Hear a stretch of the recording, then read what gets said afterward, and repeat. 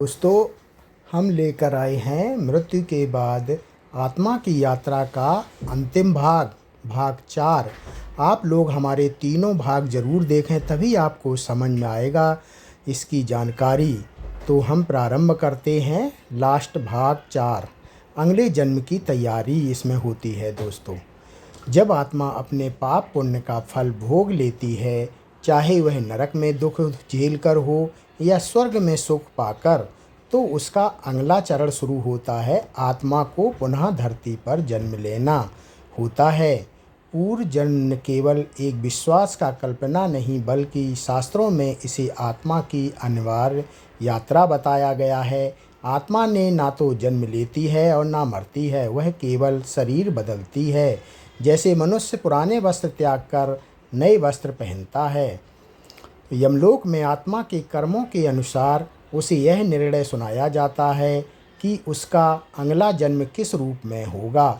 यदि उसके पुण्य अधिक हैं और पाप कम हैं, तो उसे उत्तम जन्म मिलता है, मानव जीवन, विद्वान परिवार, सुख संपन्न परिस्थितियाँ। लेकिन यदि पाप अधिक है तो उसे निम्नतर योनि में जन्म लेना पड़ता है, पशु पक्षी कीट या यहाँ तक कि वनस्पति के रूप में भी।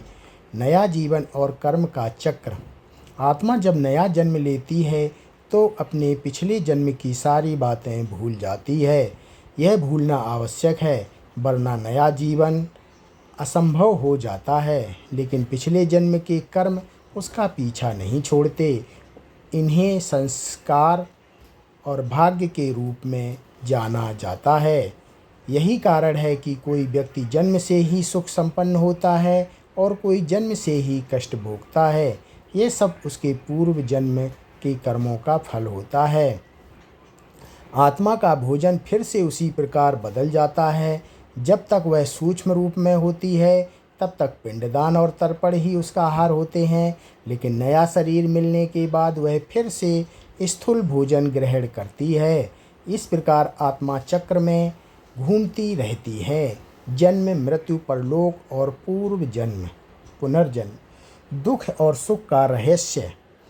अब प्रश्न यह उठता है कि आत्मा को कितना दुख मिलता है।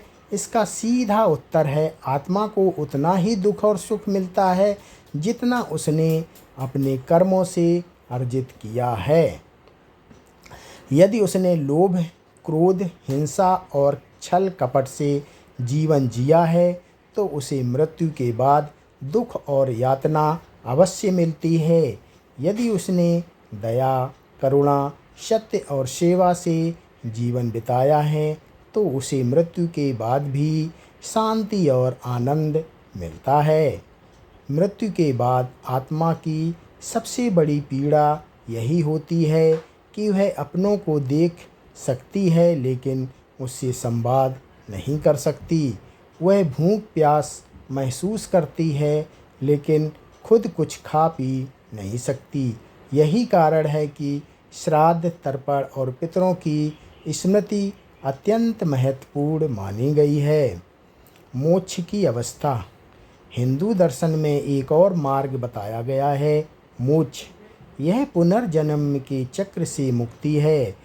जब आत्मा अपने सभी कर्मों का बंधन छोड़ देती है और परमात्मा में लीन हो जाती है, तब उसे जन्म मृत्यु का चक्र छोड़ना पड़ता है।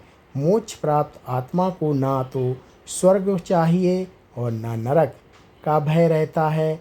वह सदा के लिए शांति और आनंद में परमात्मा के साथ विलीन हो जाती है। मोक्ष तभी मिलता है जब आत्मा ने पूर्ण रूप से धर्म का पालन किया हो, ईश्वर का स्मरण किया हो और दूसरों की सेवा की हो। यही कारण है कि संत महात्मा बार बार कहते हैं कि जीवन को सत्कर्मों से भर दो, क्योंकि मृत्यु के बाद केवल कर्म ही तुम्हारे साथ जाते हैं।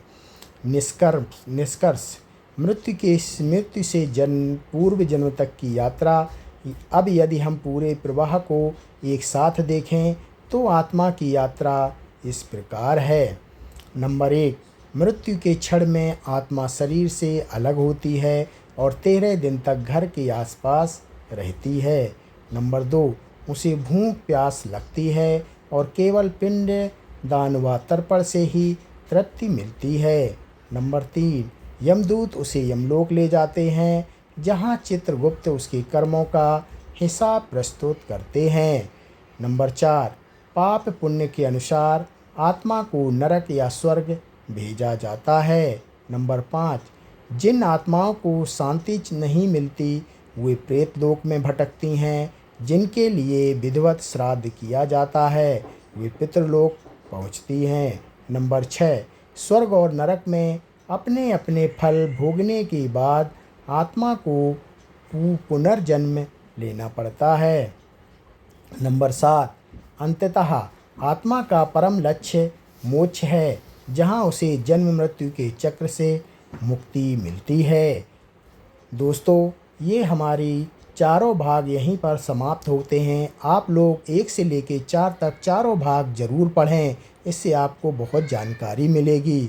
अगर आप लोगों के ये चारों भाग अगर आपको हमारी ये जानकारी पसंद आए हो तो वीडियो को लाइक ज़रूर करें, चैनल को सब्सक्राइब करें और बेल आइकन दबाना बिल्कुल मत भूलें, ताकि हमारी नई नई वीडियो आप तक सबसे पहले पहुँचें। आपका एक छोटा सा सपोर्ट हमें और अच्छा कंटेंट बनाने की ताकत देता है। धन्यवाद।